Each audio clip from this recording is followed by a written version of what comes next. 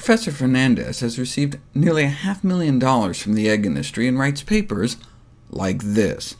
She admits eggs can raise LDL, bad cholesterol, but argues that HDL, so-called good cholesterol, also rises, maintaining the ratio of bad to good. This is the study she cites to support that assertion, but instead of cherry-picking this one study that she performed with egg board money, involving 42 people, if you look at a meta-analysis, if you look at the balance of evidence, the rise in bad with increasing cholesterol intakes is much more than the rise in good.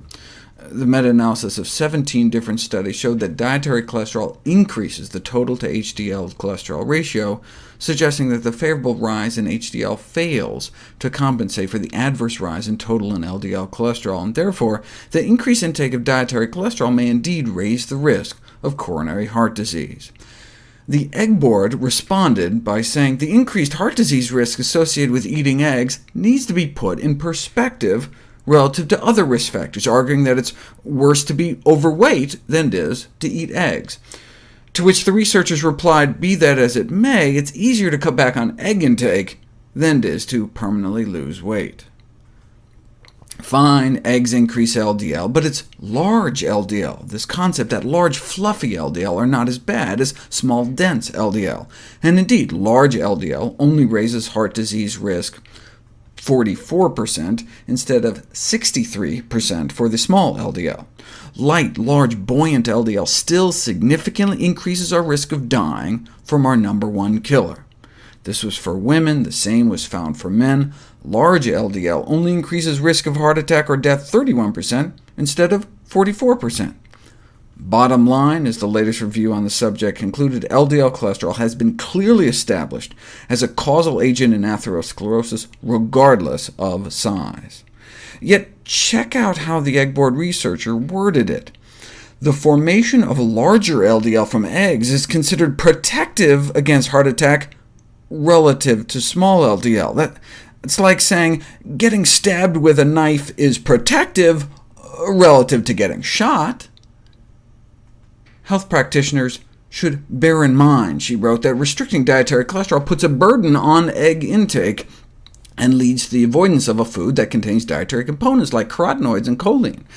Now, she wrote this in 2012, before the landmark 2013 study showing that choline from eggs appears to increase the risk of stroke, heart attack, and death. So she can be excused for that, but what about the carotenoids in eggs, like lutein and zeaxanthin, so important for protecting vision and reducing cholesterol oxidation? As I explored previously, the amounts of these phytonutrients in eggs are minuscule. 1 spoonful of spinach contains as much as 9 eggs. And then, compared to the predictable effects on eye health, organic free-range eggs versus corn and spinach. But what about the effects of eggs on cholesterol oxidation? We've known for decades that LDL cholesterol is bad, but oxidized LDL is even worse. So, her logic goes, since eggs have trace amounts of these antioxidants, the implication is that eggs prevent cholesterol oxidation, but the science shows the exact opposite. Consumption of eggs increases the susceptibility of LDL cholesterol to oxidation. They found that not only does eating eggs raise LDL levels, but also increases LDL oxidizability, in addition to the oxidizability of our entire bloodstream. Was this also just published so she wouldn't have known differently? No, it was published 18 years ago, yet she still tries to insinuate that eggs would reduce oxidation.